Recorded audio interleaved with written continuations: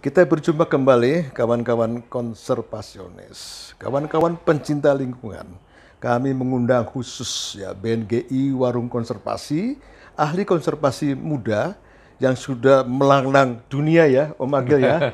Melanglang Dermaga, Pak. Melanglang dermaga.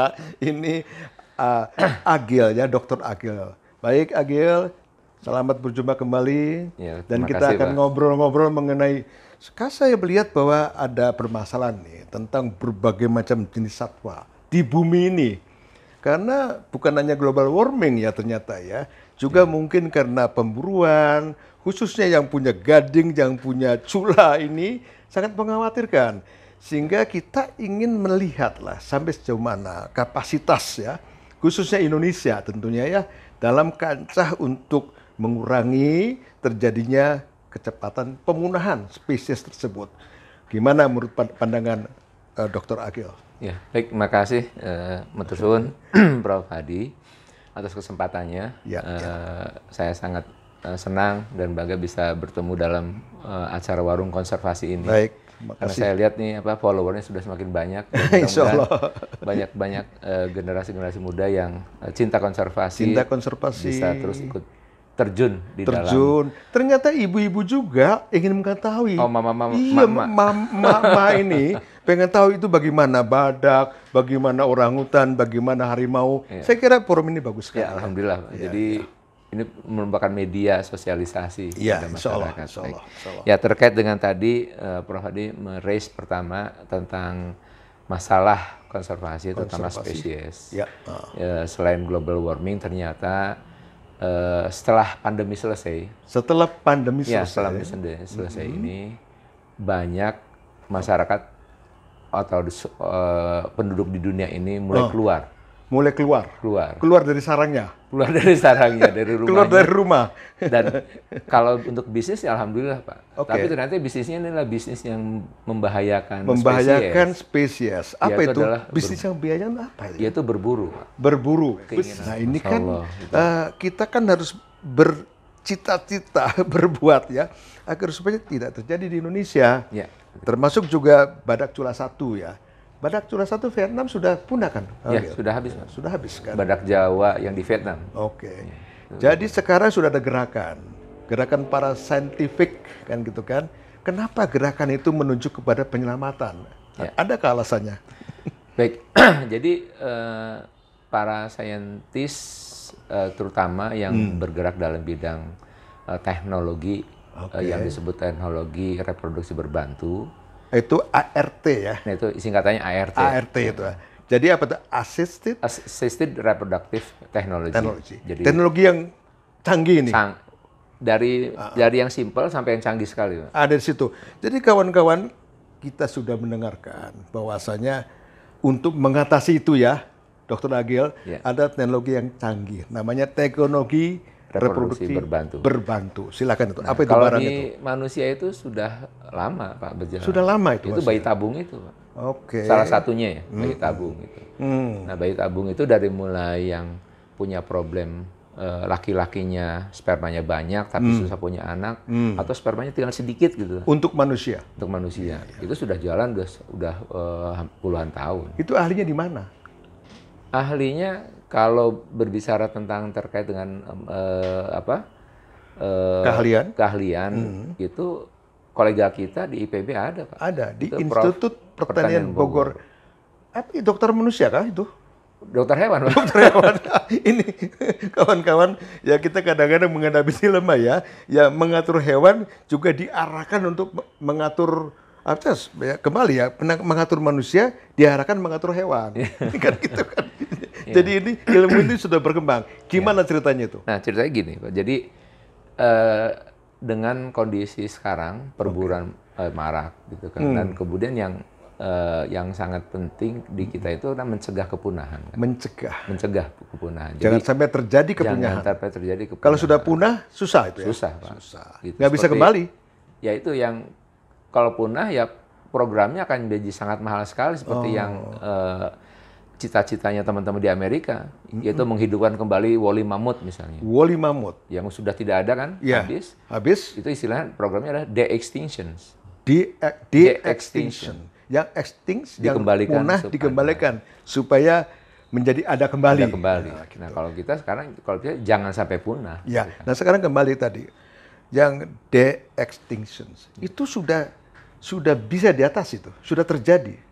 Kalau dari program de-extinction masih baru mulai berjalan. oke. Ya, tapi teknologi mereka itu sebetulnya bisa kita manfaatkan, yaitu teknologi untuk kita memanfaatkan material-material yang masih ada. Yang masih ada, seperti misalnya sel line ataupun sel Yang masih ada fibroblast. di mana?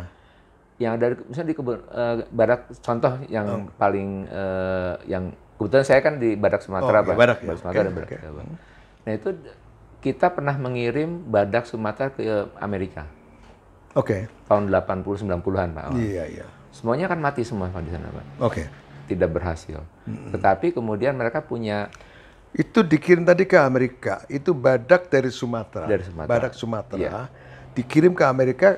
Tujuannya untuk apa itu? waktu itu kan ada beberapa individu yang terisolir keluar dari habitatnya di dalam hutan, keluar dari habitatnya. keluar dari habitatnya, Nah ini kemudian diselamatkan.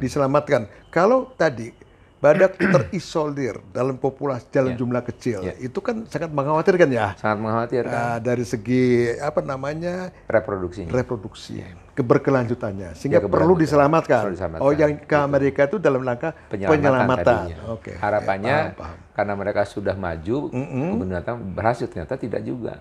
Oke, ternyata juga nggak berhasil. Nggak berhasil karena hampir semuanya mati. Ya semuanya mati semua Pak di sana. Tapi ada yang dikirim ke Indonesia? Ada, itu yang berhasil terakhir di Cincinnati Zoo yang bisa beranak sampai 3 ekor. Ya. Itu 2 ekor dikembalikan ke Indonesia. 2 ekor kita minta. Karena itu titipan dari pemerintah Indonesia ke pemerintah Amerika. Lalu kita bisa mengembalikan. Dan alhamdulillah bisa kembali. Alhamdulillah, dan sekarang udah punya anak. Dan sekarang sudah punya anak. Oke, sebelum ke lanjutnya punya anak tadi ya. Jadi kalau gitu kita fokus saja deh, Dr. Agil, ya, kepada badak. Keahliannya kan badak kan? Itu badak itu ada berapa banyak sih jenisnya di dunia ini? Ya kalau dari spesies ada 5 Pak. 5 spesies. Di mana saja itu? Di Afrika ada 2. Afrika 2. Badak putih Afrika dan badak hitam Afrika. Terus? Kemudian yang ketiga badak India. Badak India. Gitu. Ada di India, ada di Nepal. Nah kemudian badak Jawa yang hampir yang culanya cuma satu. Dan itu ada hampir, kalau culanya sama dengan badak India cuma 1. Gitu. Tapi ada juga kita punya badak Sumatera yang culanya 2. Jadi kita para pencinta alam, khususnya para konservasi, khususnya lagi para bagaimana caranya badak ini bisa lestari. Indonesia sungguh luar biasa. Dikaruniai Tuhan ada 2 spesies badak Pak Gil ya. Jadi ada badak Jawa, badak Sumatera. Nah sekarang bagaimana untuk kondisinya? Nah ini yang kondisi yang ada sekarang itu atas izin sekian kawan-kawan KLHK nih kan? Ya dari informasi dari teman-teman di KLHK, teman-teman di KKH, kemudian dari teman-teman di Taman Nasional. Ya populasi badak itu memang pada tahun awal 90-an itu kan masih banyak Pak. Ada sekitar 400 ekor. Di mana itu? Seluruh Sumatera. Dan seluruh Malaysia. Sumatera dan Malaysia sekitar 400 ekor. 400 itu pada awal sudah 90-an. Tahun 90-an. Awal 90-an. Tapi kemudian Malaysia habis kan, Pak? Malaysia habis. Itu kawan-kawan, ini Malaysia yang punya badak Sumatera itu bisa habis kan gitu kan. Sehingga fokus dunia mengarah ke Indonesia. Yaitu dengan badak Sumatera yang sekarang berada di Sumatera dan sebagian juga di Kalimantan. Ya, di Kalimantan alhamdulillah ternyata yang dulu dikiranya punah malah tahun 2016 masih bisa ternyata ditemukan. Alhamdulillah. Di hutan-hutan Kalimantan Timur. Kalimantan Timur yang sekarang ditemukan. Baik. Nah, sekarang bagaimana nih kumpulan dari para ahli badak ini sampai sejauh mana mempersiapkan diri untuk mengembangkan yang disebut dengan sistem reproduksi berbantu dan plus juga biobank. Kapasitasnya kayak apa ya gitu ya? Baik, jadi dengan kondisi populasi yang sekarang kita hanya yang kita yakini kita miliki badak Sumatera hanya di sanctuary, Pak, di Indonesia ini. Di sanctuary? Ya, di sanctuary di Waikambas. Oke. Itu kan ada badak-badak yang dikembalikan dari Amerika. Jadi maksudnya sanctuary itu bukan di kawasan Suaka Marga Selatan, Taman Nasionalnya. Taman Nasional, di dalam Taman Nasional. Di dalam taman, tapi dalam sanctuary gitu. Ya. Contohnya, barangkali Om Agil kita punya ya Indonesia atas kerjasama dengan pemerintah itu membangun yang namanya Sumatran Rhino Sanctuary. Rhino Sanctuary. Oke, bagus ya. Jadi badak di sana dilepaskan dalam areal yang cukup luas sehingga mereka bisa mendisplay perilakunya yang normal, gitu kan, mendapatkan pakan yang natural. Tetapi jumlahnya kan tidak banyak di situ. Ya. Berapa sekarang jumlahnya? Ada 8. Jadi itu adalah sebagai modal dasar untuk mengembangkan sistem reproduksi berbantu. Untuk propagasinya. Untuk propagasinya dengan sistem biobank. dengan ya kawin alam juga tetap jalan. Oke. Kawin alam yang sekarang berhasil itu anaknya udah 3 kan kawin alam berhasil. Ya, jadi sekarang ini kawan-kawan pencinta satwa liar, ternyata kita punya ya teknologi dan pengalaman, dan kita punya yang namanya Sumatran Rhino Sanctuary, tentunya atas kerjasama dengan pemerintah. Dalam ini adalah KLHK atau Kementerian Lingkungan Hidup dan Kehutanan. Oke, ini bagus sekali ini. Jadi kemudian apa itu peranan daripada ART dalam sistem Sumatran Rhino Sanctuary Waikambas? Itu gimana ceritanya tuh? Nah, jadi teknologi reproduksi berbantuan itu adalah sebagai opsi. Sebagai opsi. Dari kondisi sekarang kan dengan perkawinan alam itu kita hanya bisa menghasilkan dari tahun 98 mulai membuka sanctuary itu sampai sekarang baru punya anak 3. Oh, jadi artinya apakah disebut ini harus dipercepat? Ya. Kapasitas teknologi itu, manusianya, teknologinya, laboratoriumnya, mahalnya bukan main.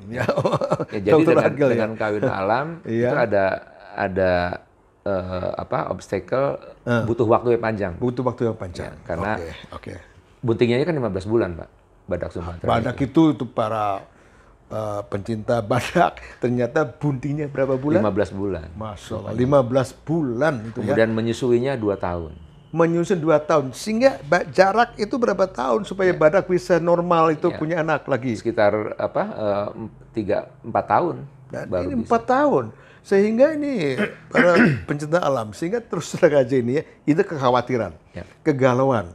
Nah, sehingga kita bantu dengan sistem ART, kan gitu kan? Jadi yang disebut dengan sistem reproduksi berbantu. Kita bantulah agar supaya jangan sampai terjadi sesuatu di alam, kita bisa tolong mempunyai anak-anak yang baik, terus kita lepaskan di alam gitu ya. Tapi dengan catatan gimana Dokter Agil? Kan tidak sembarang kita melepaskan. Ada cara-caranya gimana? Ada syaratnya gimana itu? Ya, nanti kalau memang yang pertama adalah populasi di sanctuary sendiri harus aman dulu. Satu, harus aman. Aman dari apa? Aman itu dalam artian jumlahnya. Jumlahnya aman. Kemudian dari sisi genetik itu variasinya juga baik. Gitu. Baik. Jangan sampai kemudian 2 ekor badak kawin terus, anaknya semuanya kan inbreeding. Semuanya nggak baik untuk keberlanjutan secara genetik. Betul, tapi ada masalah juga ya seringkali. Ya, saya contohnya di orangutan. Pelepas liaran orangutan.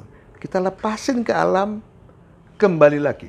Lepasin ke alam, kembali lagi. Ini bagaimana terjadi dengan badak? Nah, itu kalau saya lihat di orangutan juga, sebetulnya kan problem utamanya adalah bahwa areal pelepas liaran itu kan harusnya kan bisa mendukung kebutuhan mereka. Jadi dia tidak kembali lagi. Ya, tidak kembali lagi. Ada di sana, makanya. Pakannya itu ada di sana, buahnya ada, daunnya cukup segala macam. Kemudian home range-nya juga cukup. Nah, itu insya Allah kalau dengan metode